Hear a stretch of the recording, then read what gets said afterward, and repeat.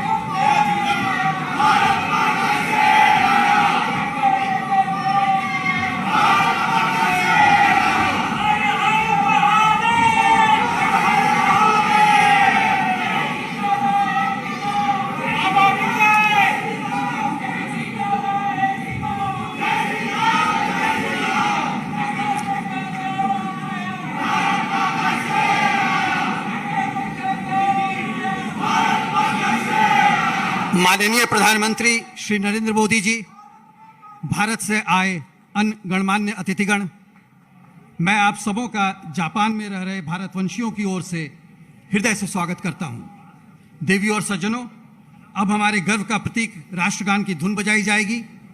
आप सबों से अनुरोध है कि अपनी जगह पर खड़े होकर राष्ट्रगान को सम्मान दें और इससे प्रेरणा लेकर अपने देश को गतिशील प्रगति के पथ पर आगे बढ़ाएं। राष्ट्रगान के समापन के बाद माननीय प्रधानमंत्री जी का अभिभाषण प्रारंभ होगा। कृपया अपनी जगहों पर चले जाएं।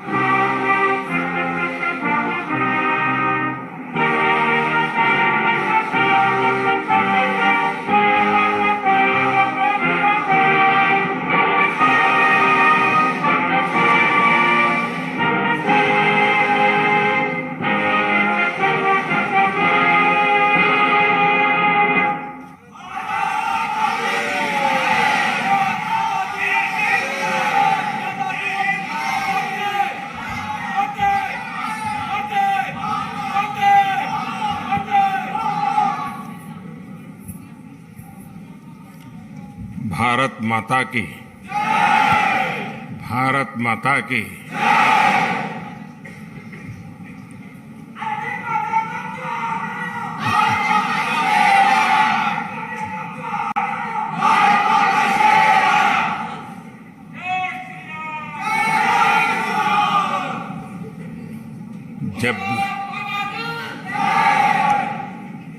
जब भी मैं जापान आता हूं तो मैं हर बार देखता हूं कि आपकी स्नेह वर्षा हर बार बढ़ती ही जाती है।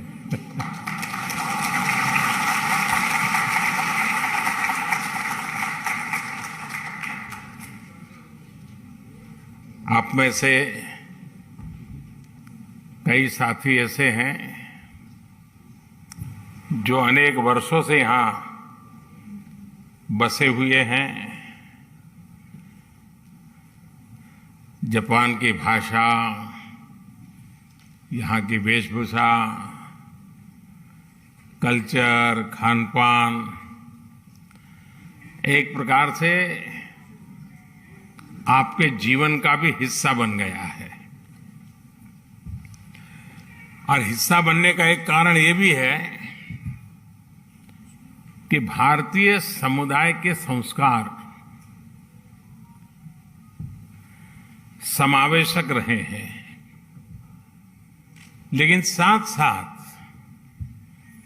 जापान में अपनी परंपरा, अपने मूल्य, अपनी जीवन पद्धति, उसके प्रति जो कमिटमेंट है वो बहुत गहरा है। और इस दोनों का मिलन हुआ है, इसलिए स्वाभाविक रूप से एक अपनेपन के महसूस होना बहुत स्वाभाविक होता है। साथियों, आप यहां रहे हैं, काफी लोग आप लोग यहां बस गए हैं। मैं जानता हूं कईयों ने यहां शादी भी कर ली है।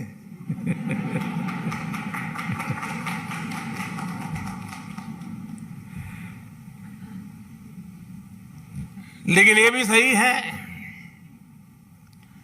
कितने सालों से यहां जुड़ने के बावजूद भी भारत के प्रति आपकी श्रद्धा, भारत के संबंध में जब अच्छी खबरें आती हैं तो आपकी खुशियों का पार नहीं रहता है, होता है ना।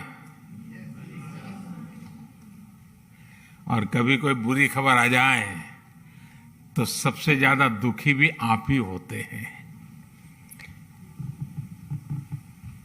ये विशेषता है हम लोगों की कि हम कर्म भूमि से तन मन से जुड़ जाते हैं, खप जाते हैं, लेकिन मातृभूमि के जो जड़ों से जुड़ाव है उससे कभी दूरी नहीं बनने देते हैं। और यही हमारा सबसे बड़ा सामर्थ्य है। साथियों, स्वामी विवेकानंद जी जब अपने ऐतिहासिक संबोधन के लिए शिकागो जा रहे थे तो उससे पहले वो जापान आए थे और जापान ने उनके मन मंदिर में, उनके मन मस्तिष्क पर एक गहरा प्रभाव छोड़ा था। जापान के लोगों की देशभक्ति, जापान के लोगों का आत्मविश्वास, यहां का अनुशासन, स्वच्छता के लिए जापान के लोगों की जागरूकता, विवेकानंद जी इसकी खुल करके प्रशंसा की थी। गुरुदेव रविंद्रनाथ जी टैगोर ये भी कहते थे, जापान एक ऐसा देश है जो एक ही साथ प्राचीन भी है और आधुनिक भी है। और टैगोर ने कहा था, Japan has come out of the immemorial east like a lotus blossoming in easy grace, all the while keeping its firm hold upon the profound depth for which it has sprung।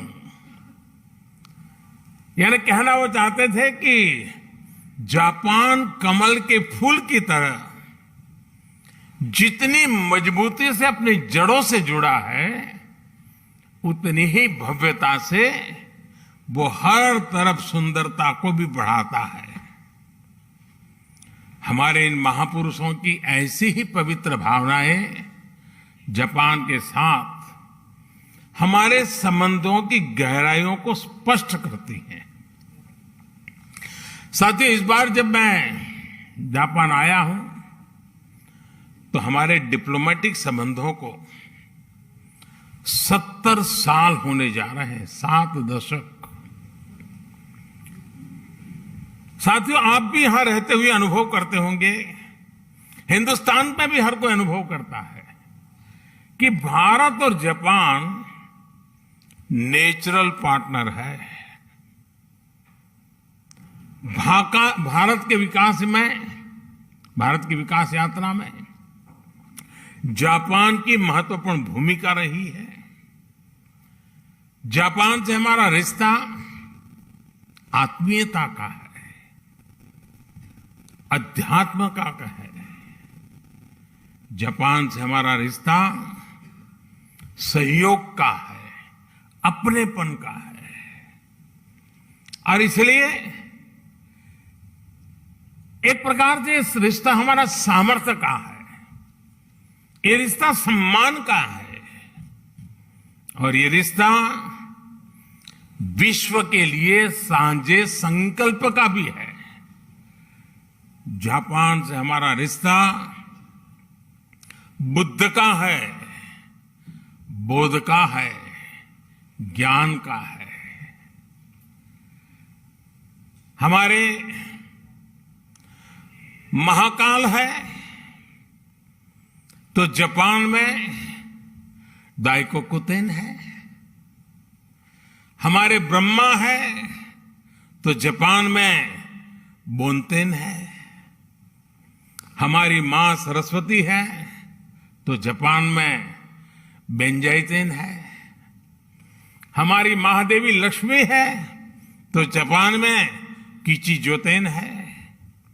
तो हमारे गणेश हैं तो Japan में कानगीतेन है।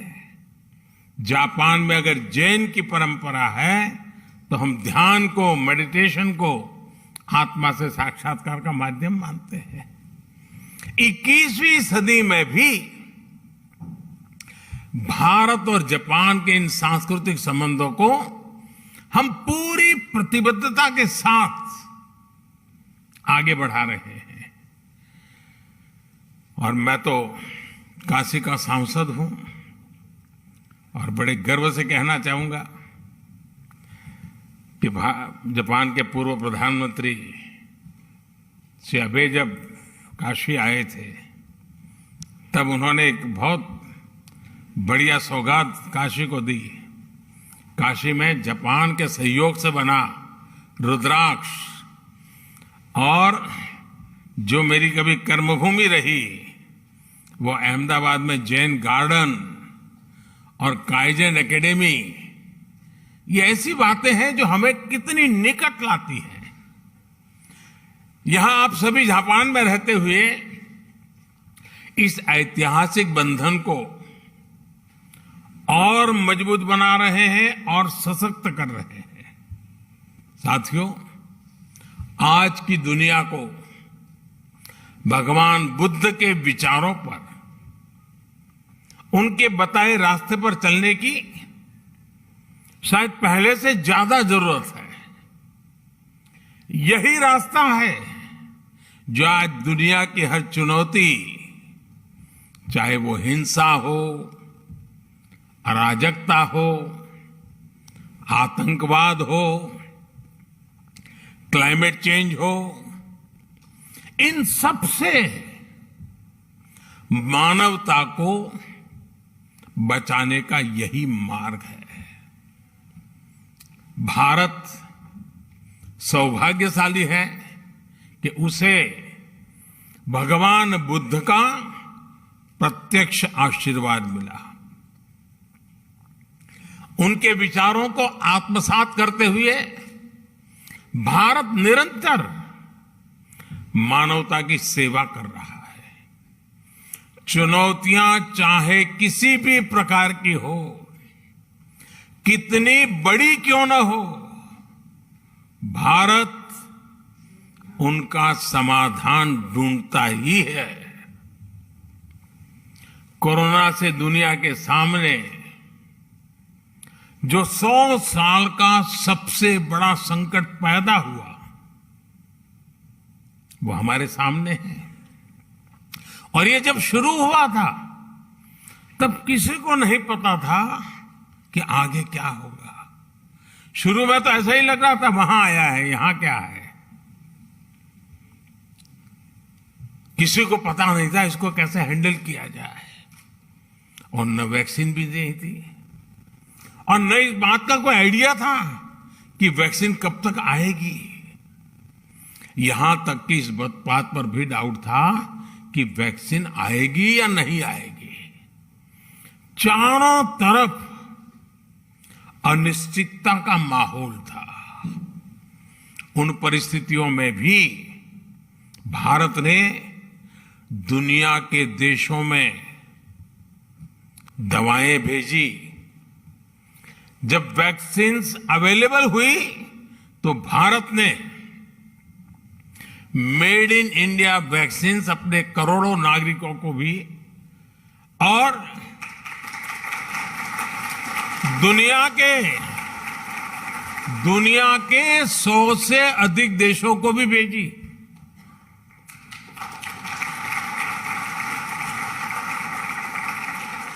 साथियों, अपनी स्वास्थ्य सेवाओं को और बेहतर बनाने के लिए भारत अभूतपूर्व निवेश कर रहा है। दूर सुदूर क्षेत्रों में भी स्वास्थ्य सुविधाएं पहुंचे, इसके लिए देश भर में लाखों नए वेलनेस सेंटर्स बनाए जा रहे हैं।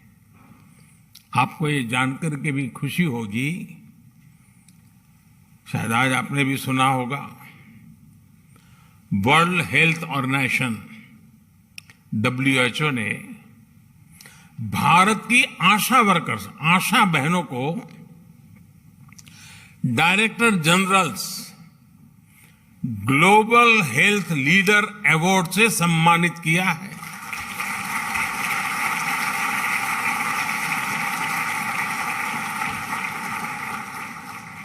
भारत की लाखों आशा बहनें मैटरनल केयर से लेकर के वैक्सीनेशन तक, पोषण से लेकर के स्वच्छता तक देश के स्वास्थ्य अभियान को गति दे रही है। और गांव के अंदर मैं आज जापान की धरती से हमारी सभी आशा वर्कर बहनों को हृदय से बहुत बहुत बधाई देता हूं, उनको सैल्यूट करता हूं।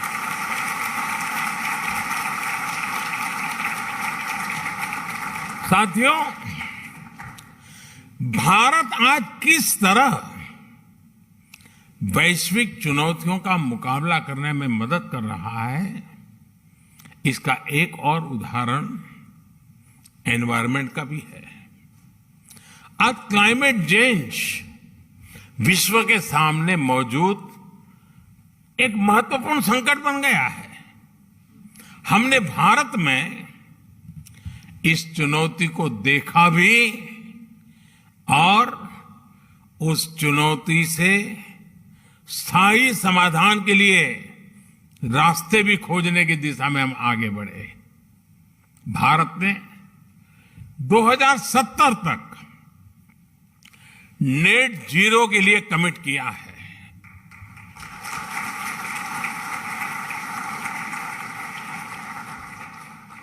हमने इंटरनेशनल सोलर अलायंस जैसे ग्लोबल इनिशिएटिव का भी नेतृत्व किया। क्लाइमेट चेंज के कारण दुनिया पर नेचुरल डिजास्टर्स का खतरा भी बढ़ गया है। इन डिजास्टर्स के खतरों को, उनके प्रदूषण के दुष्प्रभावों को जापान के लोगों से ज्यादा बेहतर और कौन समझ सकता है।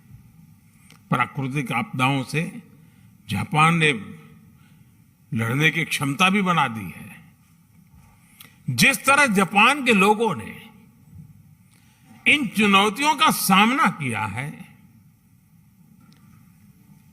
हर समस्या से कुछ न कुछ सीखा है, उसका समाधान खोजा है और व्यवस्थाएं भी विकसित की है, व्यक्तियों का भी उस प्रकार से संस्कार किया है।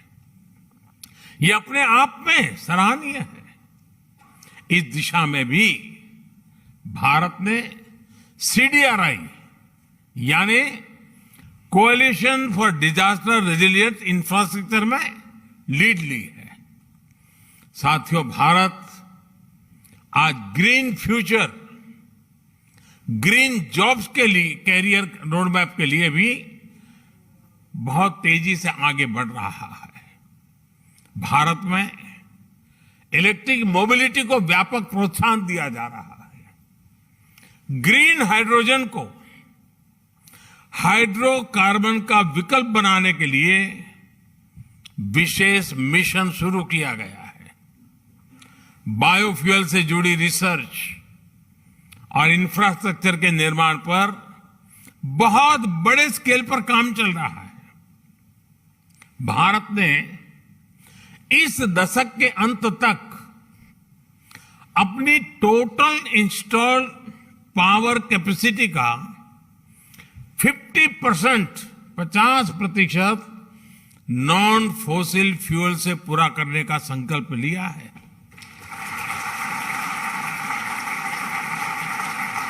साथियों, समस्याओं के समाधान को लेकर भारतीयों का जो ये आत्मविश्वास है, ये आत्मविश्वास आज हर क्षेत्र में, हर दिशा में, हर कदम पर दिखाई देता है। ग्लोबल सप्लाई चेन को जिस प्रकार बीते 2 सालों में नुकसान पहुंचा है, पूरी सप्लाई चेन सवालिया निशान में घिरी हुई है। आज सारी दुनिया के लिए यह अपने आप में एक बहुत बड़ा संकट बना हुआ है। भविष्य में ऐसी स्थिति से बचने के लिए हम आत्मनिर्भरता के संकल्प के साथ आगे बढ़ रहे हैं।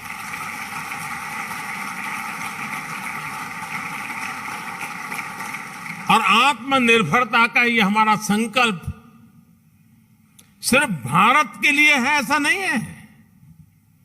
ये एक stable, trusted global supply chain के लिए भी बहुत बड़ा इन्वेस्टमेंट है। आज पूरी दुनिया को यह एहसास हो रहा है कि जिस स्पीड और स्केल पर भारत काम कर सकता है वो अभूतपूर्व है। दुनिया को आज ये भी दिख रहा है कि जिस स्केल पर भारत अपनी इंफ्रास्ट्रक्चर और इंस्टीट्यूशनल कैपेसिटी बिल्डिंग उस पर जो जोर दे रहा है यह भी अभूतपूर्व है। मुझे खुशी है कि हमारी इस कैपेसिटी के निर्माण में जापान एक अहम भागीदार है। Mumbai Ahmedabad high speed rail हो, दिल्ली मुंबई इंडस्ट्रियल कॉरिडोर हो, डेडिकेटेड फ्रेट कॉरिडोर हो, ये भारत जापान के सहयोग के बहुत बड़े उदाहरण हैं। साथियों, भारत में हो रहे बदलावों में एक और खास बात है। हमने भारत में एक स्ट्रांग और रेजिलिएंट रिस्पॉन्सिबल डेमोक्रेसी की पहचान बनाई है। उसको बीते 8 सालों में हमने लोगों के जीवन में सकारात्मक बदलाव का माध्यम बनाया है। भारत की डेमोक्रेटिक प्रोसेस से आज समाज के वो लोग भी जुड़ रहे हैं जो कभी गौरव के साथ ये अनुभव नहीं कर रहे थे कि वो भी इसका हिस्सा है। हर बार, हर इलेक्शन में रिकॉर्ड टर्नआउट, और उसमें भी यहां जो हमारी माताएं बहनें हैं उनको जरा खुशी होगी। आप अगर भारत के चुनावों को डिटेल में देखते होंगे तो आपको ध्यान आता होगा कि पुरुषों से ज्यादा महिलाएं वोट कर रही है।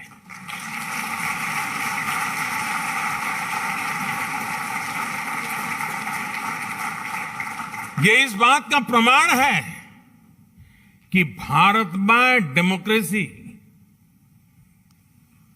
सामान्य से सामान्य नागरिकों के हकों के प्रति कितनी सजग है, कितनी समर्पित है और हर नागरिक को कितना सामर्थ्यवान बनाती है।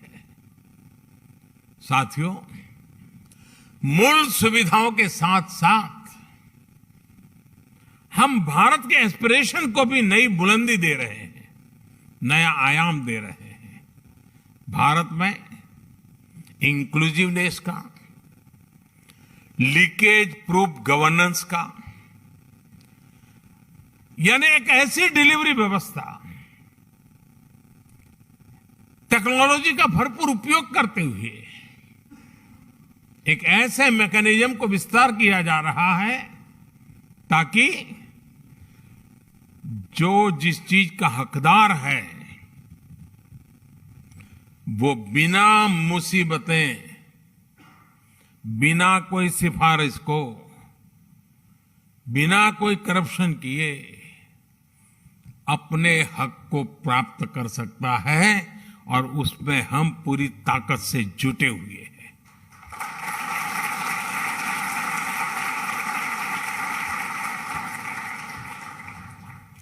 और टेक्नोलॉजी के इस उपयोग ने, डायरेक्ट बेनिफिट ट्रांसफर की इस परंपरा ने कोरोना के इस विकट कालखंड में गत 2 वर्ष में भारत की और खास करके भारत के दूर सुदूर गांव में रहने वाले, जंगलों में रहने वाले हमारे नागरिकों के हकों की बहुत बड़ी रक्षा की है, उनकी मदद की है। साथियों, भारत का बैंकिंग सिस्टम इन मुश्किल हालात में भी निरंतर चलता रहा और उसका एक कारण भारत में जो डिजिटल रिवॉल्यूशन आया है, डिजिटल नेटवर्क की जो ताकत बनी है, उसका ये परिणाम मिल रहा है। और आपको साथियों जानकर के खुशी होगी, पूरी दुनिया में जो डिजिटल ट्रांजैक्शन होते हैं ना, कैशलेस, यहां जापान में तो आप लोग टेक्नोलॉजी से भली भांति परिचित रहते हैं, लेकिन ये बात सुनकर के आनंद होगा, आश्चर्य होगा और गर्व होगा। पूरे विश्व में जितना भी डिजिटल ट्रांजैक्शन होता है उसमें से 40% अकेले भारत में होता है।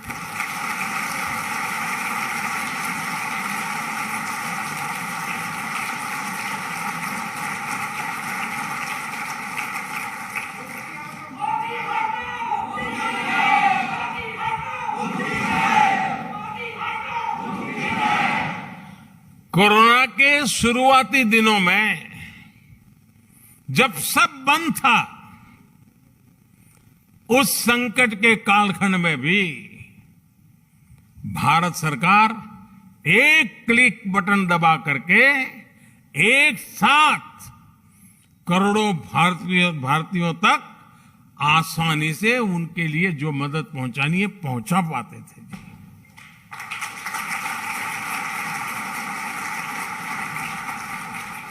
और जिसके लिए मदद तय थी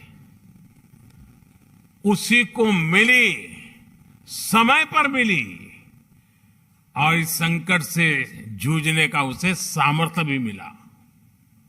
भारत में आज सही मायने में पीपल लेड गवर्नेंस काम कर रही है। गवर्नेंस का यही मॉडल डिलीवरी को एफिशिएंट बना रहा है। यही डेमोक्रेसी पर निरंतर मजबूत होते विश्वास का सबसे बड़ा कारण है।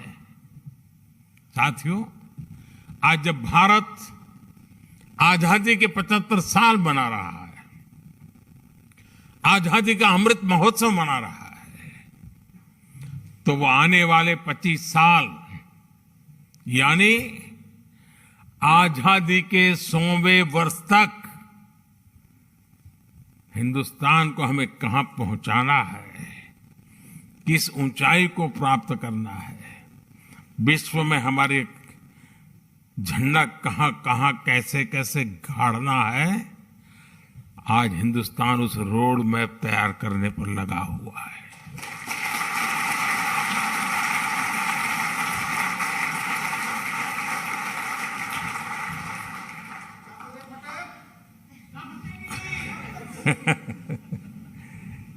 आजादी का ये अमृतकाल भारत की समृद्धि का, संपन्नता का एक बुलंद इतिहास लिखने वाला है। दोस्तों, मैं जानता हूं कि ये जो संकल्प हमने लिए हैं, ये संकल्प आप पे बहुत बड़े हैं, लेकिन साथियों, मेरा जो लालन पालन हुआ है, मुझे जो संस्कार मिले हैं, जिन जिन लोगों ने मुझे गढ़ा है, उसके कारण मेरी भी एक आदत बन गई है। मुझे मक्खन पर लकीर करने में मजा नहीं आता है, मैं पत्थर पर लकीर करता हूं।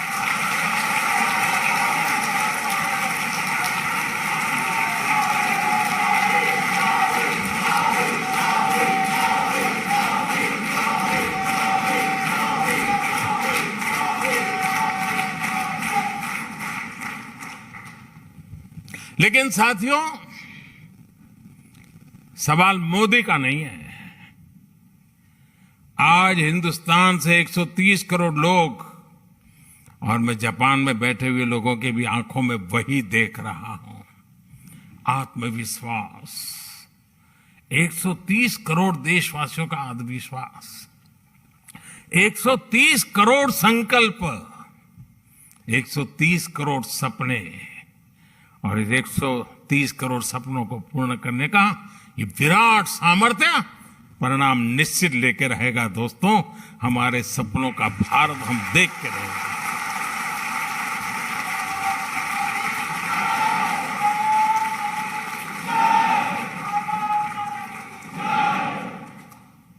आज भारत अपनी सभ्यता, अपनी संस्कृति, अपनी संस्थाओं के, अपने खोए हुए विश्वास को फिर से हासिल कर रहा है। दुनिया भर में कोई भी भारतीय आज सीना तान करके, आंख में आंख मिला करके हिंदुस्तान की बात बड़े गर्व से कर रहा है। ये परिवर्तन आया है।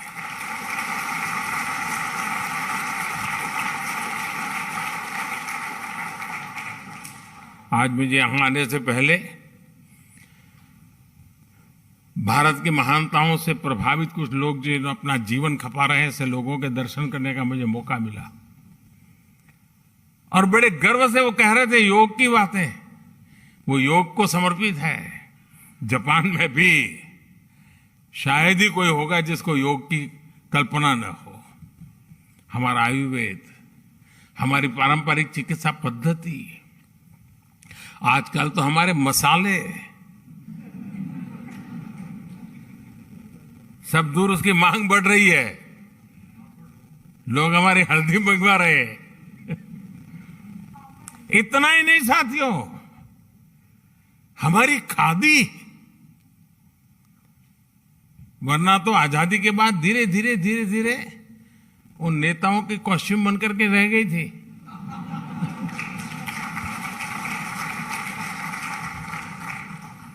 आज उसका आज पुनर्जीवन हो गया है। खादी ग्लोबल बन रही है जी। यही तो भारत की बदलती हुई तस्वीर है दोस्तों। आज का भारत अपने अतीत को लेकर जितना गौरवान्वित है, उतना ही tech led, science led, innovation led, talent led future को लेकर भी आशावान है। जापान से प्रभावित होकर स्वामी विवेकानंद जी ने एक बार कहा था कि हम भारतीय नौजवानों को अपने जीवन में कम से कम एक बार जापान की यात्रा जरूर करनी चाहिए।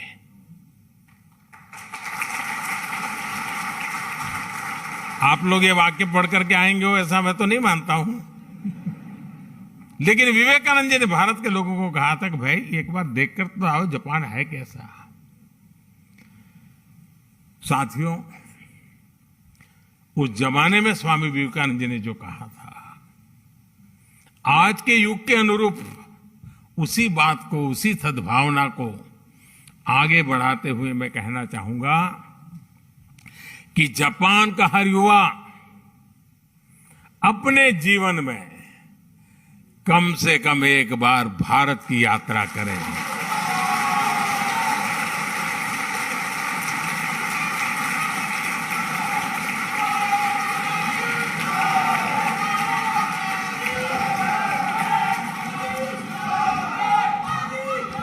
आप आपने अपनी स्किल से, अपने टैलेंट से, अपनी एंटरप्रेन्योरशिप से जापान की इस महान धरती को मंत्रमुग्ध किया है। भारतीयता के रंगों से, भारत की संभावनाओं से भी आपको जापान को लगातार परिचित कराना है। आस्था हो या एडवेंचर, जापान के लिए तो भारत एक स्वाभाविक टूरिस्ट डेस्टिनेशन है। और इसलिए भारत चलो, भारत देखो, भारत से जुड़ो, इस संकल्प से जापान के हर मेरे भारतीय से मैं आग्रह करूंगा कि वो उससे जुड़े। मुझे विश्वास है कि आपके सार्थक प्रयासों से भारत जापान की दोस्ती को नई बुलंदी मिलेंगी। इस अद्भुत स्वागत के लिए, और मैं देख रहा था, अंदर आ रहा था, चारों तरफ जोश, नारे, उत्साह, और जितना भारत को आप अपने में जीने की कोशिश करते दिख रहे हो, ये सचमुच में दिल को छूने वाला है।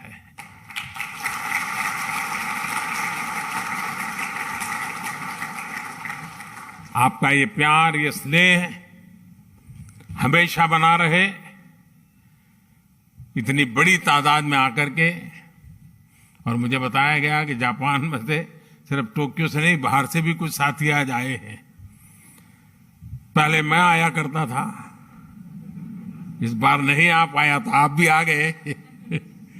लेकिन मुझे अच्छा लगा, आप सबके दर्शन करने का अवसर मिला। मैं फिर एक बार आप सबका बहुत बहुत धन्यवाद करता हूं, हृदय से आभार व्यक्त करता हूं। भारत माता की, भारत माता की, भारत माता की बहुत बहुत धन्यवाद।